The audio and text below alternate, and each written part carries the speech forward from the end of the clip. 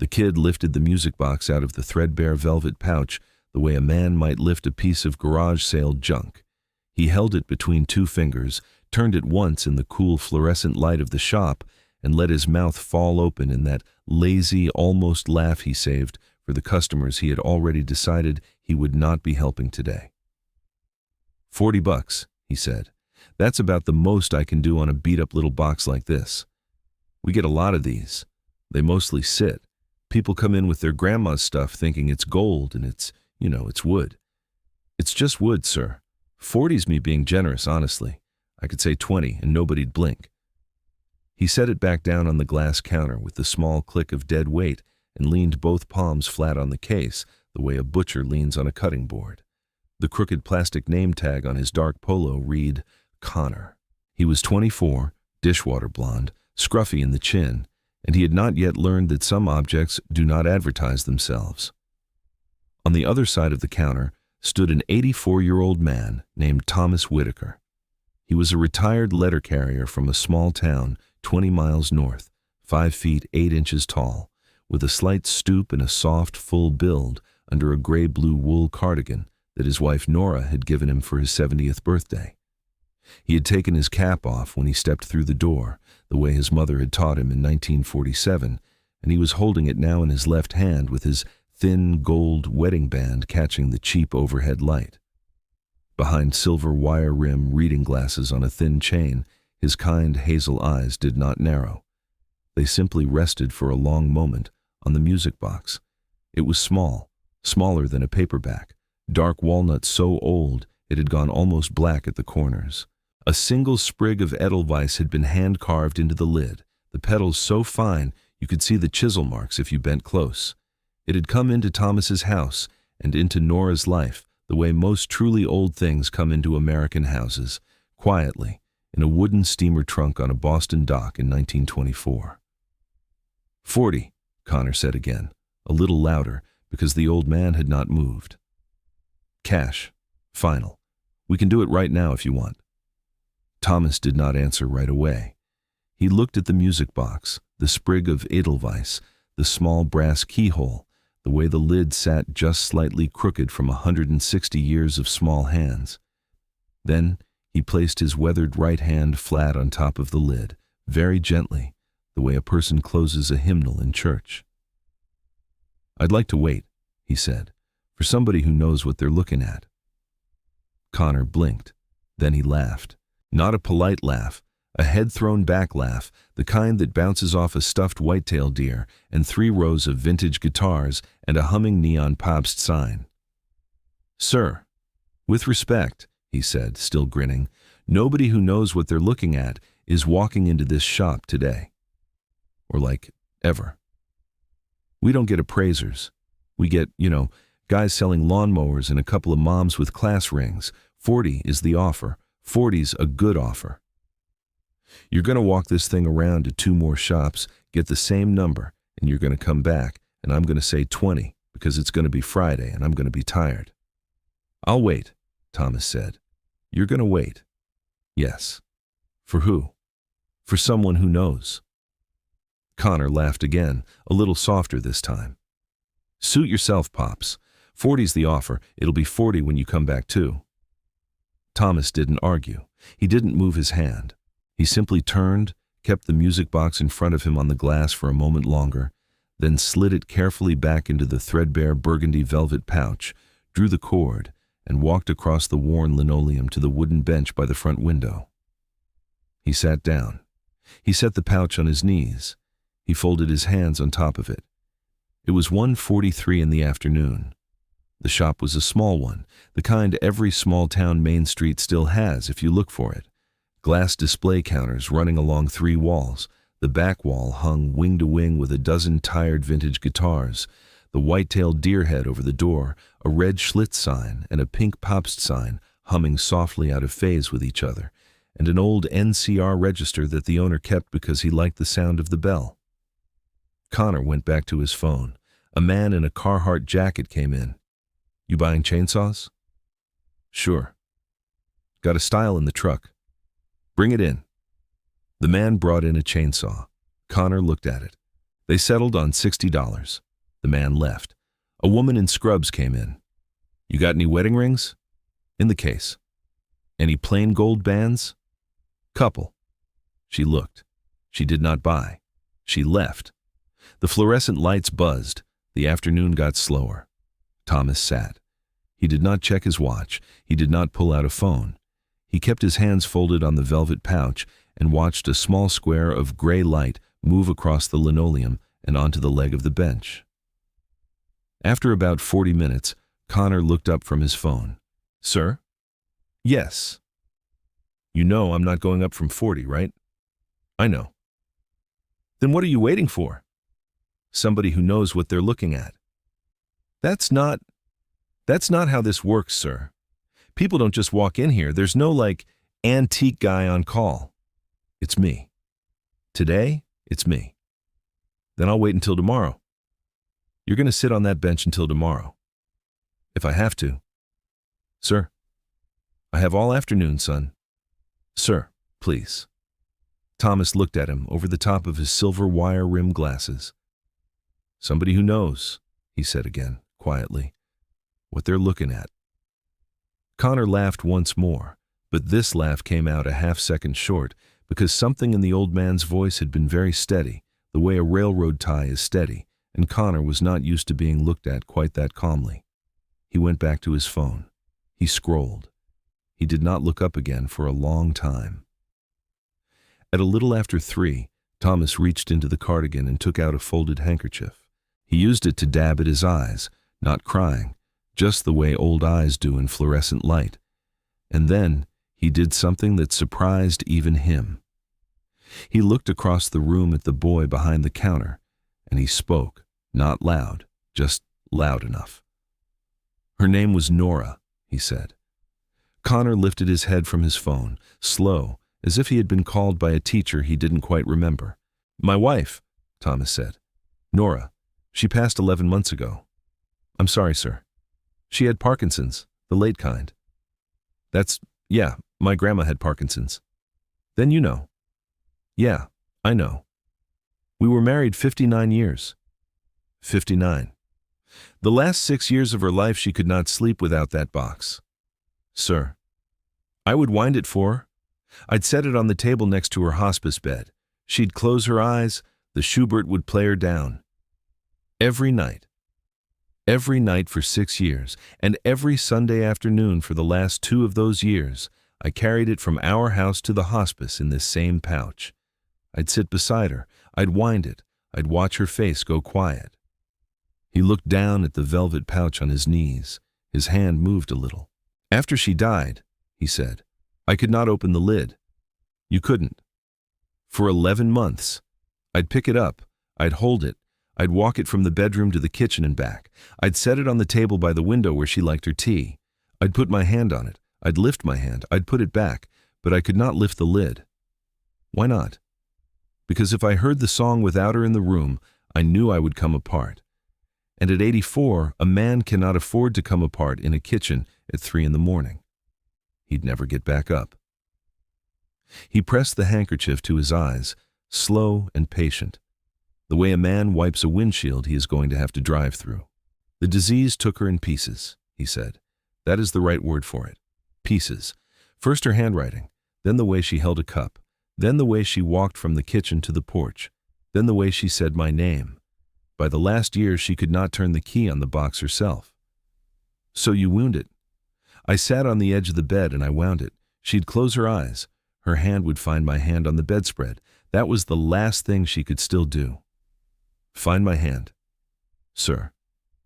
The last 6 months, sometimes she couldn't even find it. I'd put her hand into mine and close my fingers around it, and I'd tell her, it's me, Nora, it's me. And most of the time she'd smile, most of the time. The shop had gone quiet. The neon hummed. Connor's mouth was open, but he had not yet decided what to do with it. I didn't come here to sell it, son. No. I came here to know what she gave me. Sir, She always told me it was old. She always told me it was Vienna. I never paid attention the way a man should pay attention to his wife. So I came here today because there's no one else left who would know.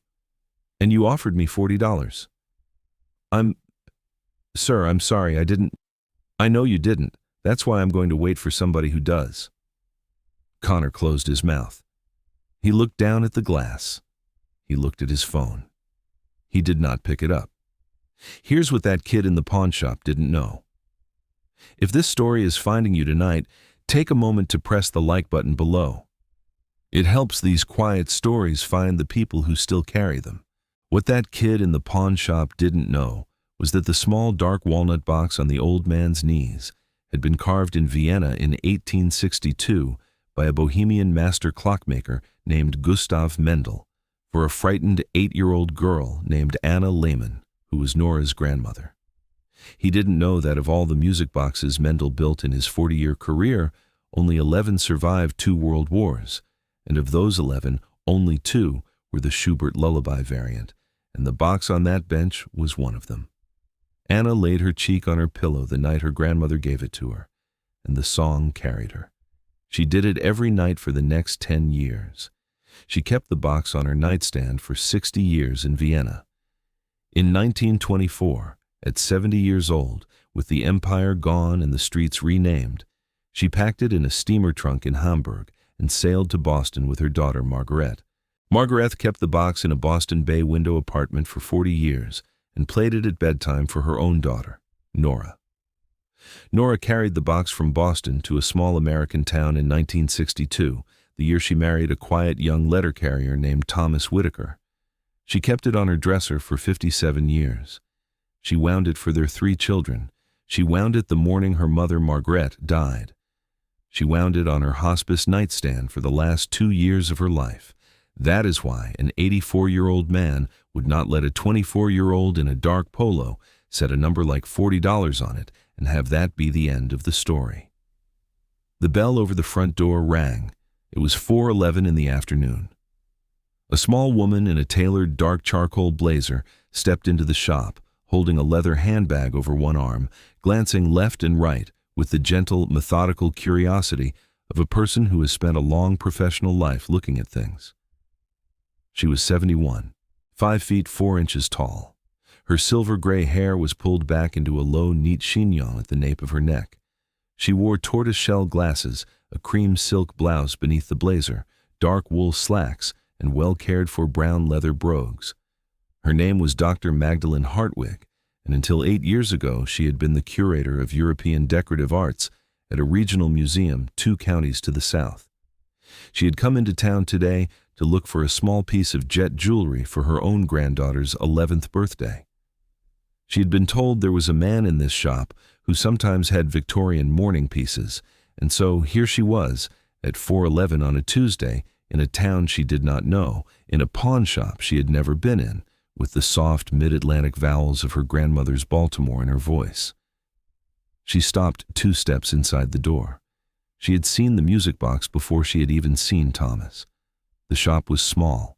The pouch was open just enough on his knees to show the upper inch of dark walnut and the very tip of the carved Edelweiss sprig, and her eyes, trained over 40 years to find one specific shape in a room full of objects, had landed on it before her brain had fully crossed the threshold.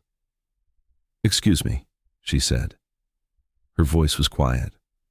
"Sir, I'm sorry. May I look at that for a moment?" Thomas raised his head. He took her in slowly, the way old men take in unexpected kindness, and he nodded. "Of course," he said. She walked across the linoleum. She set her handbag on the bench beside him. She did not reach for the box yet. From the inside pocket of her blazer, she took a small folded square of white cotton and unfolded it into a pair of cotton gloves, the kind a museum conservator carries everywhere out of habit, even 8 years into retirement. She put them on. "May I?" she said. "Yes," Thomas said. She lifted the box out of the velvet pouch. She held it in both gloved hands, the way one holds a small living thing. She turned it gently, so that the carved Edelweiss caught the fluorescent light.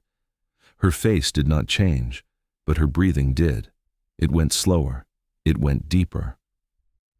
"Oh," she said softly, almost to herself.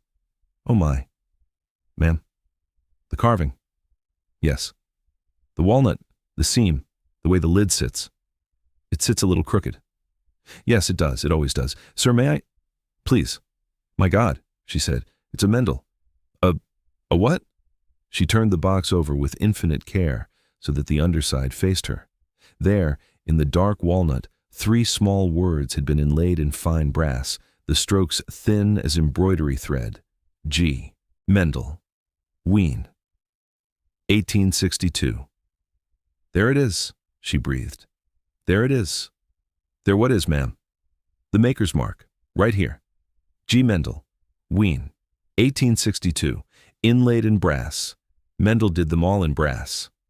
She took a small jeweler's loop on a fine chain from her purse and held it to her eye, looking at the mark, then at the seam of the lid, then at the cylinder through the small viewing slit on the side. Her hands were trembling. Not the way old hands tremble in the cold, but the way hands tremble when a person is trying very hard to keep them still. The brass is original. Original. The cylinder is original. Original. The walnut is correct. The age is correct. The patina is correct. Sir, she said, may I ask how you came to own this? It was my wife's. Her name was Nora. Nora. It was her grandmother's originally. Came over from Vienna in 1924. 1924, with her grandmother, Anna, on a steamer to Boston. Anna, Dr. Hartwig said softly. Anna. You know that name? Sir, I think I might. There's a name in the Mendel Commission ledger. The originals are in a Viennese archive. I read them in 1981. There was a Maria Lehmann who commissioned a Schubert lullaby box for her granddaughter, and Anna in 1862. I am 90% sure that was your wife's grandmother. Anna Lehmann. Yes. That was her. That was Nora's grandmother. And the song it plays? A lullaby. Schubert? She used to call it her sleeping song. Doctor. Hartwig closed her eyes for a moment. When she opened them, they were wet. Sir, she said, do you know what you have here? I know my wife loved it. Yes. I know I carried it to her hospice every Sunday for 2 years. Yes. I know that's what I know. She let out a small breath that was not quite a laugh and not quite a sob. From the counter behind her, Connor had stopped pretending to look at his phone. He was standing very still, both hands flat on the glass case, the way people stand when they realize the room they are in is no longer the room they thought it was. This box, Doctor, Hartwig said slowly, was made by a man named Gustav Mendel. Mendel.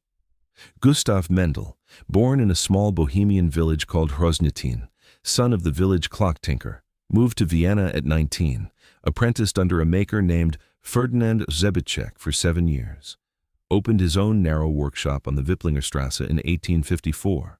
He worked alone, sir. He hired no apprentices. He carved every case, set every cylinder, and pinned every tooth of every comb himself. And he signed only the pieces he was satisfied with. How many pieces? In a 40-year career, perhaps a few hundred. And how many survived? Documented? 11. 11. World wars are hard on small wooden objects, sir. Of those 11, only 2 are the Schubert lullaby variant. Only 2. The rarest piece of his entire output. One is in a private collection in Zurich. The other... She lifted the box very slightly. I am holding. You're sure? Thomas said. He was not arguing. He simply needed to hear it said again. Sir, she said, I have been looking at European decorative arts for 40 years. I wrote my dissertation on Viennese music boxes of the second half of the 19th century. I'm sure the mark is correct. The brass inlay technique is correct. The walnut is correct. The cylinder configuration for the Schubert is correct. The carving on the lid, the Edelweiss, that is the detail. Mendel only put Edelweiss on 6 boxes in his whole career, and only 2 of those were the Schubert. I am holding one of them. I am sure. My God, Thomas said softly. Nora. What was her name again, sir? Nora. Nora Whitaker. She was Anna's great-granddaughter. Anna Lehmann. Yes. The original recipient, in Vienna. Her grandmother. Yes. Doctor. Hartwig closed her eyes for a moment.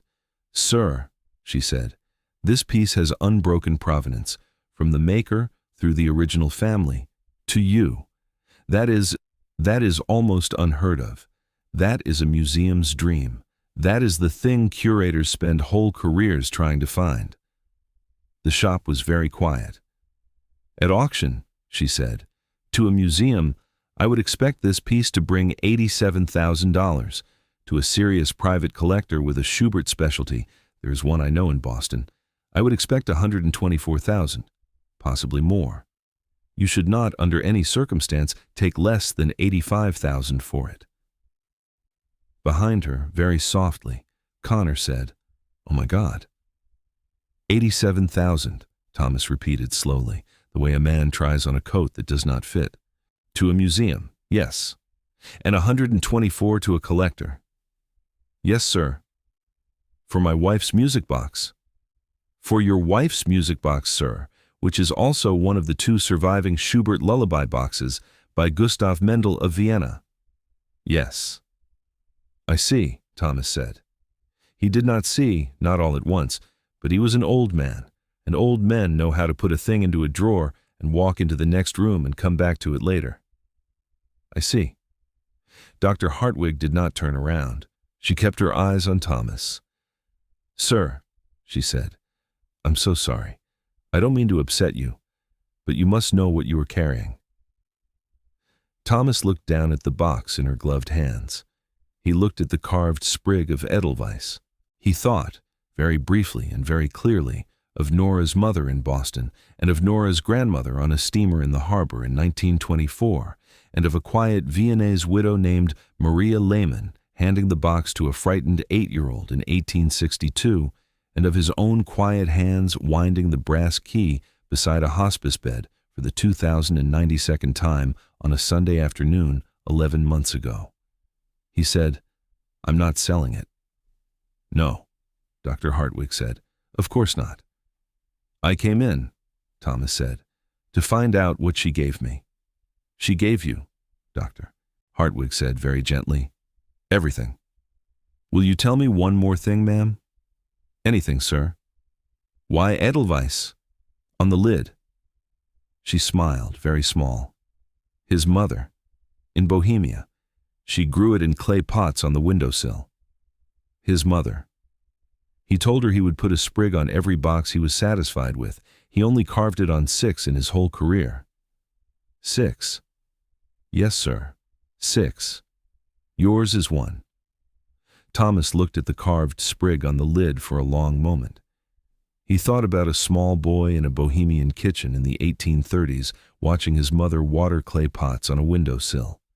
He thought about Nora in 1971 leaning over the dresser, running her thumb over the same carving. All right, he said softly. All right. Thank you. She set the box back into the velvet pouch with the same care a mother sets a sleeping child into a crib. She drew the cord. She placed it in his hands. He held it for a moment. He looked across the shop, slowly, and he found Connor's face. Connor's mouth was closed. His head was not thrown back. His hands were still flat on the glass, but they had gone white at the knuckles. He was 24. He was looking at an 84-year-old man across a pawn shop counter, and he was, perhaps for the first time in his short professional life, seeing him. Thomas did not say anything to him. He didn't need to. He stood up from the bench. Dr. Hartwig stood with him. She took a small business card from the inside of her blazer, wrote a Boston phone number on the back of it in a careful, neat hand, and pressed it into Thomas's free palm. If you ever change your mind, she said, or if you'd like to have it formally appraised for insurance or for the family. He's a good man. He'll know exactly who you are when you call. Thank you, Thomas said. Sir, may I ask one more thing? Yes, ma'am. What was she like? Your Nora. Thomas thought for a long moment. She had a quick, warm laugh, he said.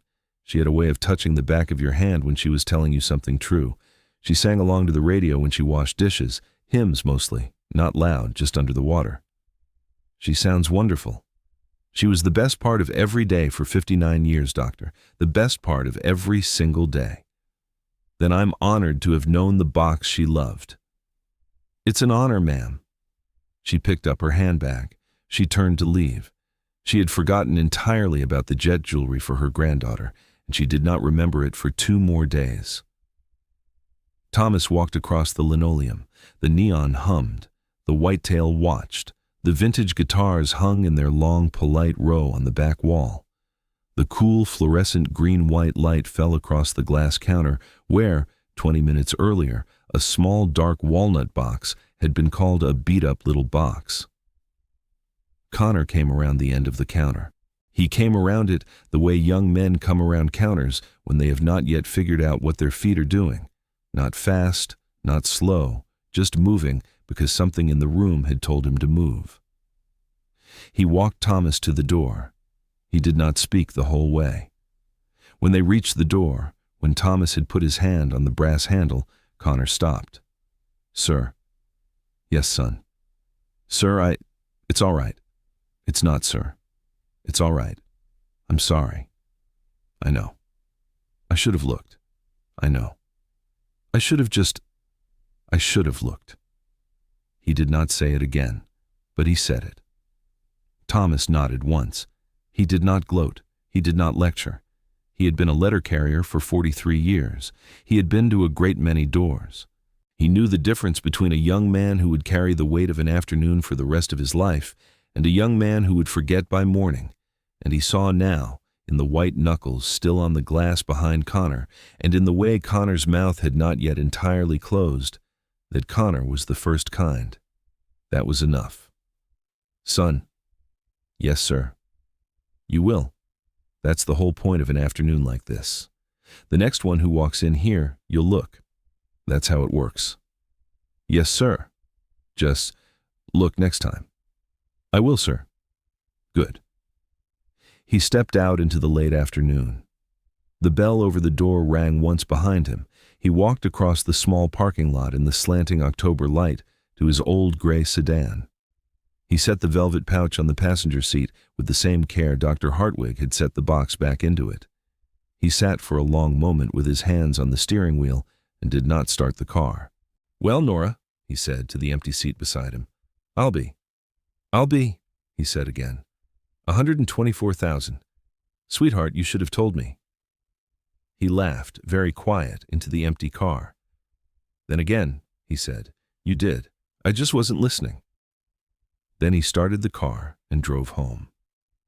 The next morning, he met Eddie and Junior at Marlene's Diner on Front Street, the way the three of them had met every Wednesday for the last 16 years. In the booth by the window under the laminated photograph of Marlene's father in his Korea uniform. Eddie was 78, a retired plumber, in plaid flannel and faded Wranglers, and a co-op feed cap that had once been green and was now mostly memory. Junior was 76, a retired school teacher, in a soft pink cardigan with reading glasses on a thin chain over his chest. They had ordered coffee and were halfway through it when Thomas slid into the booth, set the burgundy velvet pouch on the Formica table, and did not speak for almost a full minute. "Tom," Eddie said carefully. "You all right?" Thomas pushed the pouch into the middle of the table. "Boys," he said, "yesterday afternoon a young man at the pawn shop offered me $40 for Nora's music box." "40, Junior said. 40. Tom. $40, Junior. "And what did you tell him?" "I told him I'd wait for somebody who knew what they were looking at." "And did somebody come?" "Eventually." "And?" "And a retired museum curator walked in by accident at 4:11 and said it was worth 124,000. 124,000, Eddie repeated very slowly, like a man reading a number off a check. "Dollars," Thomas said. "For Nora's box. For Nora's box. The one she played every night, yes. The one you took to hospice every Sunday. Yes." "Tom," Junior said, and his voice cracked just a little. "Tom." For a moment nobody spoke. The diner sounds went on around them, coffee being poured, a fork on a plate, the small bell over the front door, a baby crying somewhere in the back booth. And the three of them sat with their hands on their coffee cups and looked at the small velvet pouch on the table. And slowly, the way a sunrise comes up over a flat field, all three of them began to laugh. It was the quiet, chest-deep laugh of old men who have lived long enough to know that the world rarely sees what matters, and that sometimes, if you wait long enough, on a wooden bench in a small-town pawn shop on a Tuesday afternoon in October, it finally does. "I'll be a son of a gun," Eddie said. "Nora," Junior said softly. "Of course." "She always said it was old," Thomas said. "She always said it was Vienna." "You never believed her?" Eddie said. "I believed her. I just didn't listen." "Tom, that's not the same thing." "That's exactly what I'm saying, Eddie. It's not the same thing. Believing your wife and listening to your wife are two different rooms in the same house, and one of them I lived in for 59 years, and the other one I never set foot in. And then she's gone, and you find out which room you were in the whole time." "Tom, I'm paying attention now, boys. That's all I'm saying. I'm paying attention now." "You're not selling it," Eddie said. "No, sir." "Good," Eddie said. "Good." "What are you going to do with it, Tom?" Junior said, very softly. Thomas turned his coffee cup once in his hands. "I'm going to wind it." "Tonight?" "Tonight." "Tom? I'm going to sit at the kitchen table, and I'm going to lift the lid, and I'm going to listen to it all the way through." 11 months, Tom." "I know how long, Eddie." "That's a long time." "I think it's long enough." Junior's hand went, without thinking, to the soft pink cardigan over his heart. "She'd want you to," Eddie said. "Tom, you know she would." "I know. She'd be sitting at the table waiting on you." "I know, Eddie." "You want one of us to come?" "No." "Tom." "No. This one's between her and me. This one I have to do alone." "All right."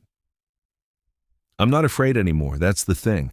I was afraid for 11 months, and then a kid in a polo shirt offered me $40 yesterday, and I sat on a bench for 2.5 hours, and I'm not afraid anymore. I don't know exactly when it happened. Sometime on the bench, I think." "Sometime on the bench," Junior repeated, soft. "That's the part I'm going to remember, boys. Not the curator, not the number, the bench. I sat on it, and I waited, and somewhere in there I stopped being afraid. Of the song. Of the song. Of the kitchen. Of the next 20 years without her. All of it." "Tom," Eddie said, and his voice was rough. "Tom.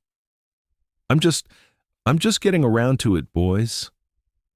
They drank their coffee. They did not speak for a while.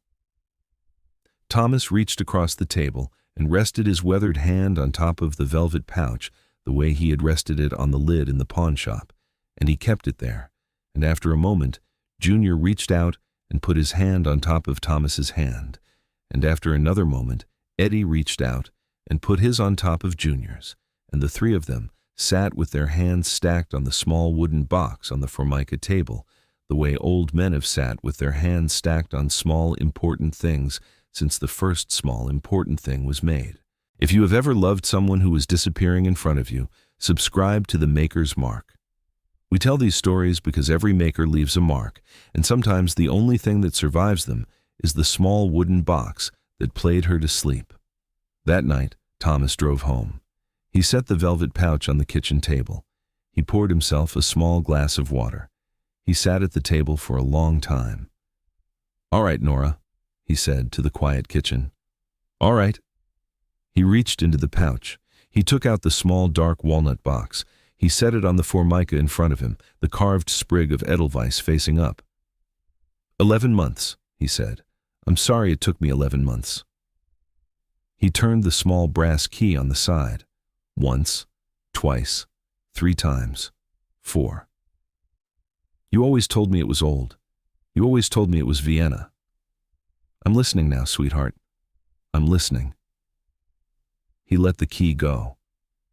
The brass cylinder began to turn. The first 3 notes of Schubert's Wiegenlied lifted into the kitchen, small, clear, almost shy, the way they had lifted into a hospice room every Sunday for 2 years, and into a Boston bay window apartment for 40 before that, and into a Viennese nursery for 60 before that. Thomas sat at his kitchen table with his hands folded in his lap, and he listened all the way through to the end. He did not come apart. "There you are," he said softly, halfway through. "There you are, sweetheart. There you are." He thought of Nora at the dresser in 1971, winding the box for a feverish little boy. He thought of her grandmother on a steamer in 1924. He thought of an 8-year-old Anna in a feather bed in Vienna in 1862, listening to the same notes lift into the same kind of dark. "All these years," he said, "all these years it was you carrying it, and now it's carrying me." When the last note died, he closed the lid. "Good night, Nora," he said, the way men of his generation say important things, out loud, but not loud, and only once. "Good night, sweetheart. I'll wind it again tomorrow." A kid in a pawn shop offered an 84-year-old retired letter carrier $40 for a hand-carved Viennese music box made by a Bohemian master in 1862, the rarest piece of a 40-year career, the song her grandmother's grandmother had been sung to sleep with as a frightened child in 1862, the song that had carried Nora Whitaker through the last 6 years of Parkinson's, the song that had carried her husband through the 11 months after. He didn't know. They never do. But a young man named Connor stood at a glass counter in a small-town pawn shop with both his hands gone white at the knuckles, and he said the words, and he said them only once, and he meant them. And an 84-year-old man with a thin gold wedding band and a soft gray-blue cardigan and a small wooden box in a threadbare velvet pouch nodded once at the door and stepped out into the late October light and drove home to his kitchen and to his wife's song, because he had finally learned what she gave him, because every maker leaves a mark.